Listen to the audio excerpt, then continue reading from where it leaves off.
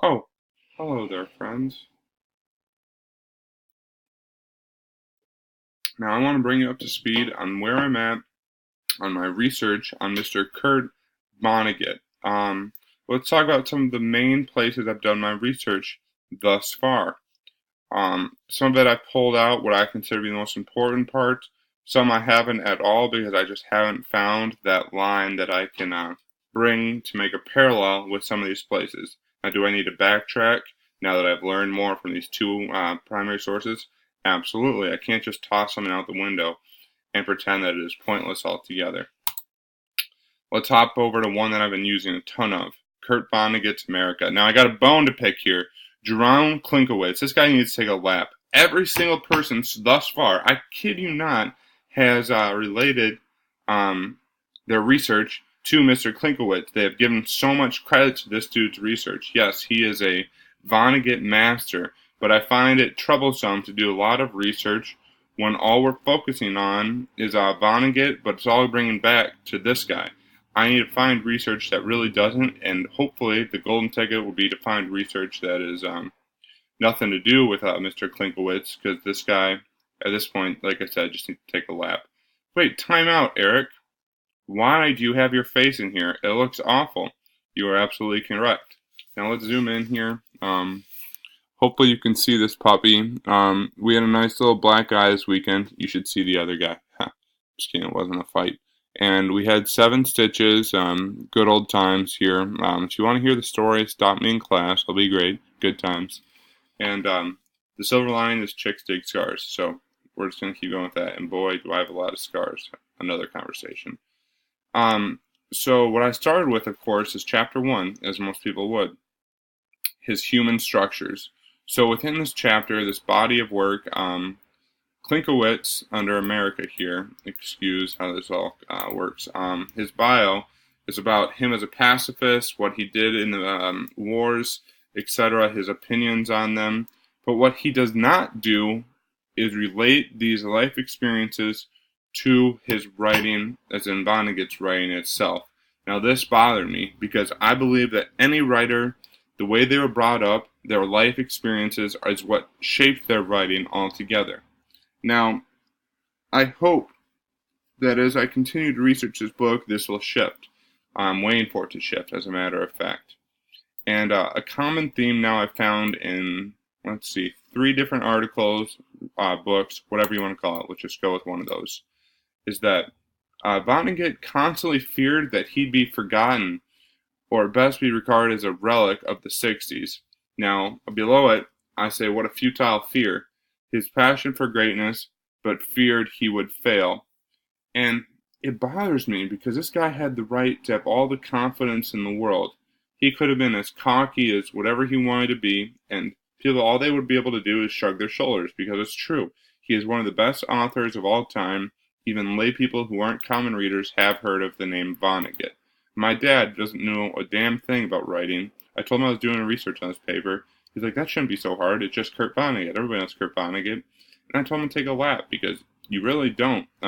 There's a lot more to him than people realize.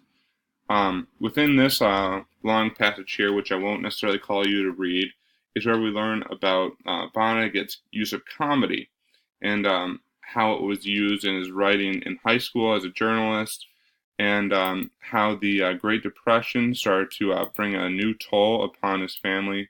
Just ignore this. I should not be using effed up, but I curse like a sailor. I'm sorry. So again, Vonnegut loved comedy, and he might have thought one of his vocations could have been a comedian himself. Now, the epitome of this comes from one of the most famous quotes ever said by a president, Mr. Roosevelt.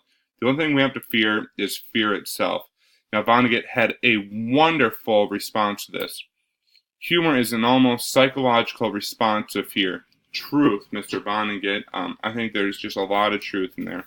I have been in some unfortunate circumstances myself, and I've been able to laugh at myself, which is an important response, one that is a necessity as a matter of fact. Let's drop down to something we all are semi-aware of, that Kurt was a prisoner of war in Germany after the firebombing of Dresden. Now, if you don't know Dresden, or at least the mention of it so far in this class. 1, take a lap. 2, drop the class, because you should. Maybe I should drop it too. This class is damn hard. In any event, 135,000 deaths, the largest single event massacre in European history. Slaughterhouse 5 takes off within Dresden. He begins this dark humor story in reference to one of the most dangerous bombings in European history, period. Nothing to make a joke about, but it speaks to him about his humor is almost a psychological response to fear. He is making proof of his points, I guess you could say, in a way. So as I moved on upon my research, while I was not a fan of Jerome's first chapter, I did find this in the second. Again, this did not come from the biographical, which he had done in the first chapter, as I just aforementioned. And let's take a second to read this, if you can.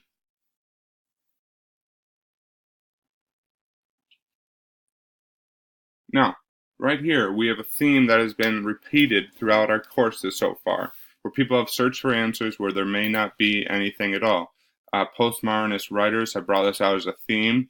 Vonnegut uses this as a complete element to almost every one of his stories, where he challenges whether a lot of things are a theme or not, and he often uses dark humor to point out that a lot of things are futile altogether. So let's move on. Vonnegut's Crusade was the next place in my research where I hopped into. And boom, would you look at that, here we are. What brought me to this? Well, one phrase, postmodernism, say what you will, do what you want. Okay, so there's one thing to be weary of within this body of work. It is largely done by a fan. I need to keep an eye out for what is bias and what is completely nonfiction, what is fiction. I need to fact check a whole lot of things. Oh, would you look at that? He mentions the dude that has a monopoly on Homie Vonnegut. It's just repeated and repeated and repeated.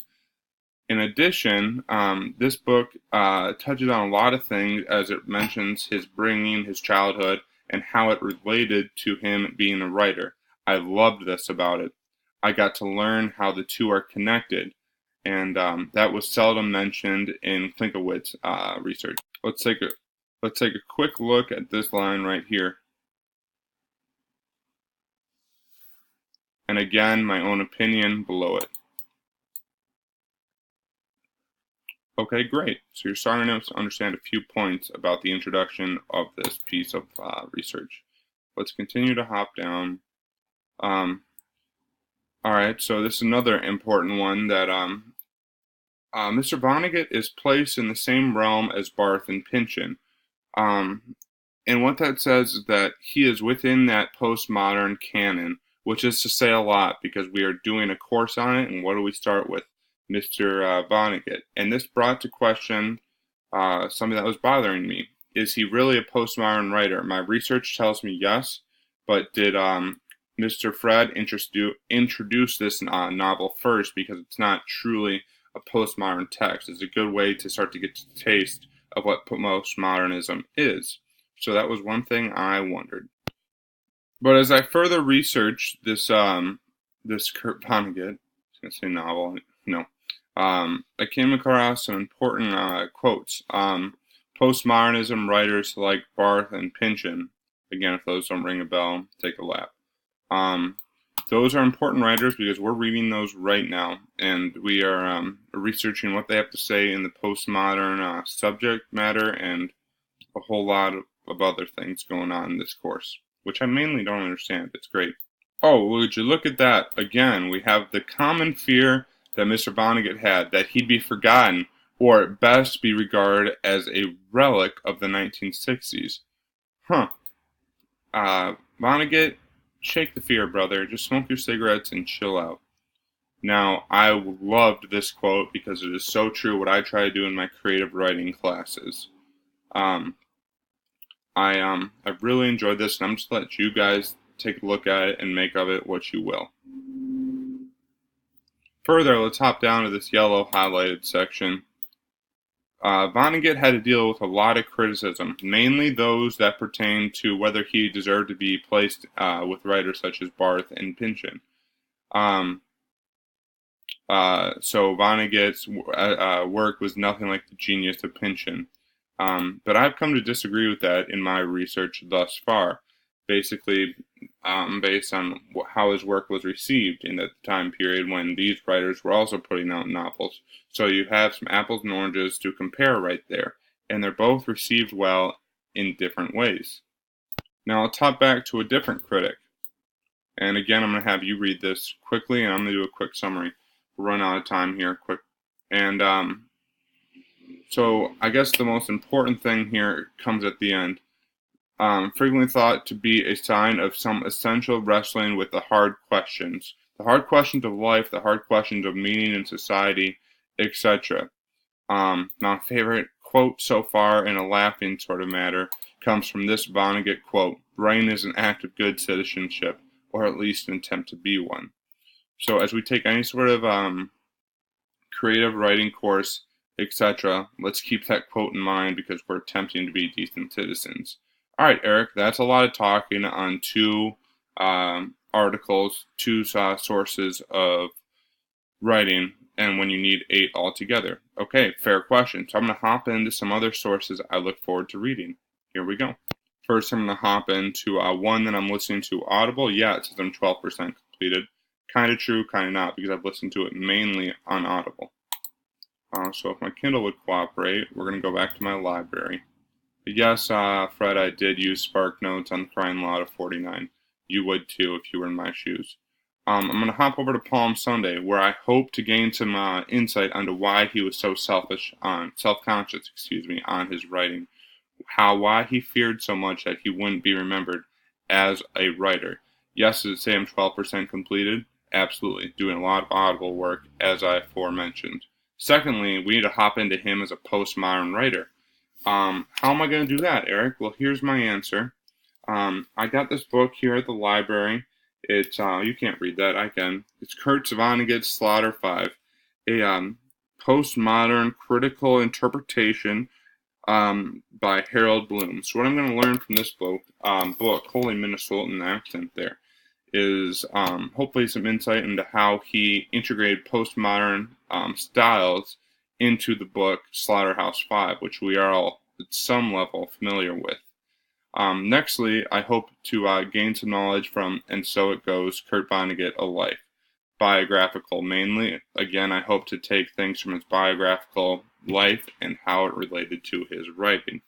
Now, the book I'm most excited to read. It's called The Vonnegut Statement. Yes, it looks a little old. Did it have one of those weird tags that the librarian needed to stamp? Absolutely, but it was pretty sweet. Now, the thing about this is, shocker, put together by Klinkowitz. Now, the reason I can use this as an additional source is that it's a compilation of different articles, essays, all pertaining to Vonnegut. Main subject matters that these articles fall under: the public figure, him as a public figure, a lot where I think I'll learn about that at Futile Fear. Second, the literary figure.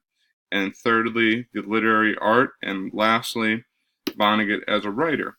So within all these essays, all done by different writers and different researchers, I hope it to find a lot more background information on his writing, what it did as a societal movement, and how he studied societal themes and how he used his humor, which is widely used, his dark humor in a lot of his books, to become such a famous writer, one that is not remembered as a relic of the 60s.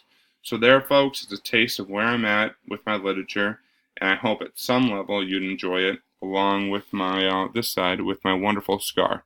Alright, love y'all, and I hope you have a good one. Sorry I went so over on time, Fred. One love.